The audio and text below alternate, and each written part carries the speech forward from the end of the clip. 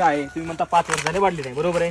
आता काय केले फक्त नुसता तुम्ही काय तुम्हाला शेणखत हे टाकलेले, बरोबर आहे का. हा आणि हे काय ह्याच्यामध्ये होणार आहे मला सांगा. जोपर्यंत त्याचे पानच मुळच घेणार नाहीत तोपर्यंत होईल का काही. हे बघा तसंच आहे ना. वरी लेंडी सुद्धा कुजली का किती वर्ष जाऊन आता टाकली 1 महिना नाही. किती जरी खोल जरी घेतलं खाली अजून बघा तरी कुठपर्यंत जायलंय. आता ह्याच्या मुळ्याचं तुम्हाला दाखवलो मी तर ऍक्टिव्हच नाही. तर हे बघा हे बघा फावडा जाणला ना तुम्हाला दाखवतो त्याच्या मुळेच ऍक्टिव्ह नाहीत. काय वाढेल हे फक्त काडी अशी काडी थांबलेली फक्त जमिनीमध्ये त्याच्यावर ते जगायले. काय करायला लागेल आपल्याला. त्याला काय करायचं जी भट्टी लावली ना आपण भट्टी लावली ना त्या भट्टीचं जे खत आहे ते हे असं इथं देणं, हे असं आळा करून पूर्ण इथं द्यायचं त्याला, बरोबर आहे.